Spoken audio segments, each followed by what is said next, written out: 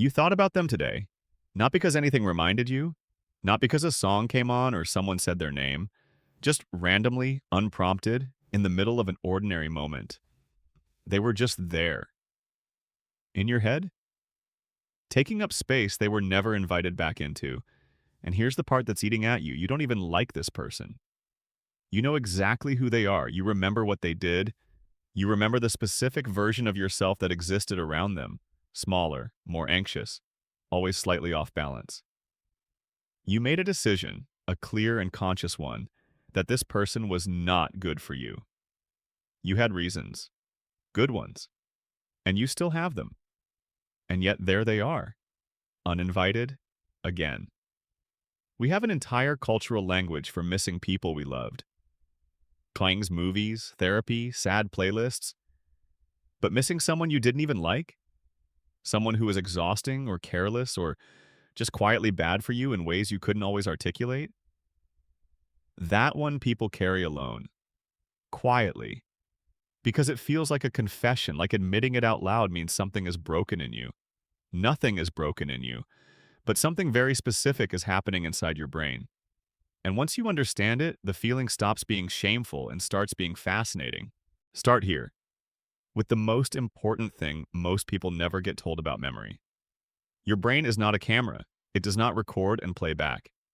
Every single time you remember a person, your brain reconstructs the memory from scratch, rebuilds it in real time, from fragments, like reassembling a photograph that's been torn up and scattered. And every time it rebuilds, something gets quietly edited out. Scientists call it the fading effect bias. The emotional charge attached to painful memories, the actual felt experience of hurt, frustration, humiliation, fades significantly faster than the memory itself. The facts remain. The sting drains out, sometimes within days of an event, sometimes hours. So you still know, intellectually, that this person caused you problems. The information is intact. But the visceral, felt weight of why you walked away, that has been slowly leaking out of the memory for weeks. Months, maybe. What remains is a shape, an outline. A person with all the sharp edges quietly sanded down by a brain that was only trying to help you function. You are not romanticizing them on purpose. Your brain is doing it without consulting you.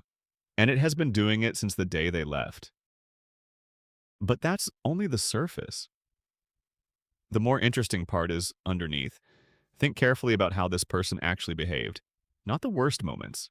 The pattern. Were they steady? Predictable? Almost certainly not. More likely they ran hot and cold. Sometimes they made you feel like the most important person in the room. Then they went quiet for days and you couldn't figure out what you'd done wrong. Then suddenly, without warning, they were warm again, and you felt the relief of it like sunlight after a week of gray. That pattern. That specific, maddening, exhausting rhythm of warmth and withdrawal. Your brain did not experience that as cruelty. It experienced it as a puzzle. A game with a reward it could never quite predict, and therefore could never quite stop chasing.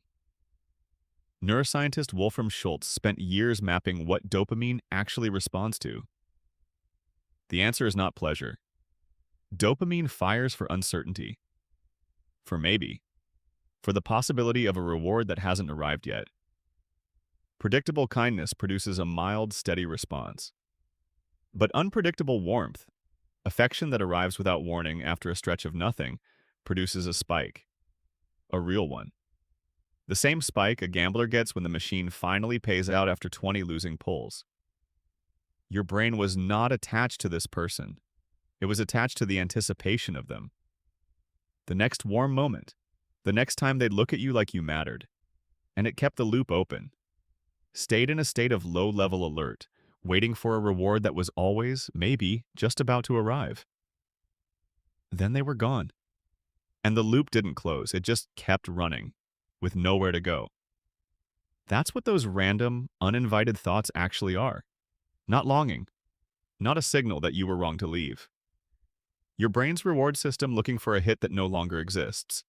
You are not missing a person. You are in withdrawal from a pattern.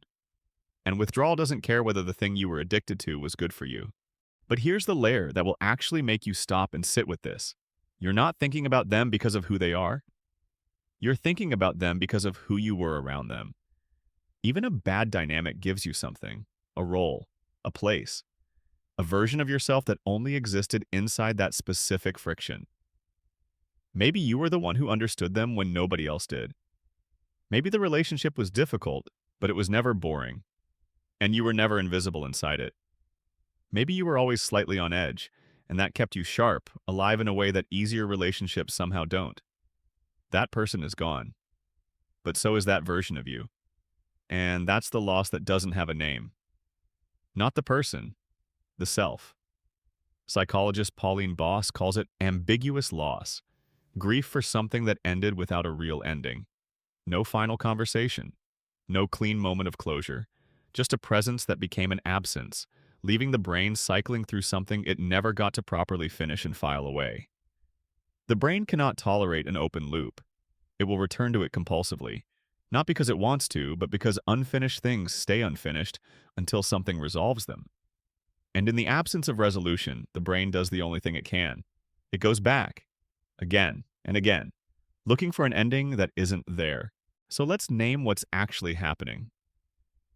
Plainly, without dressing it up, you are grieving a story that didn't get a proper ending.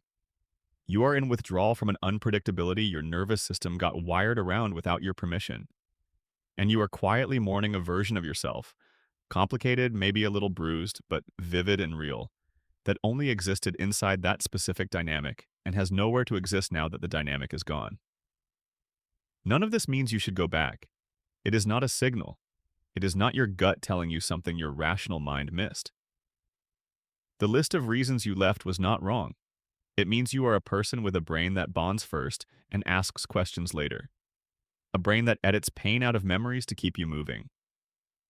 A brain that mistakes uncertainty for meaning and withdrawal for love, and an open loop for unfinished business that needs revisiting. Here is the last thing worth sitting with. The people who never gave us quite enough are almost always the ones who stay longest inside our heads. Not because they deserved that space, but because unfinished things demand more attention than finished ones. A story with a clean ending gets filed away quietly. A story with no ending keeps knocking. And the cruelest part is that the knocking sounds in the silence exactly like missing someone. It isn't. Not really. It's just noise from a door that was never properly closed. So close it. Not for them. Not to prove anything to anyone. Close it because you are not a place where unfinished people get to live indefinitely. Close it because the version of you waiting on the other side of that loop, the one who isn't checking, isn't wondering, isn't lying awake trying to decode someone who is never worth decoding. That version is already forming, already becoming more than whoever they made you feel like you were. You thought about them today. That's okay. Tomorrow, maybe a little less. That's how it works. That's how it has always worked, and that's what it means to be human after all.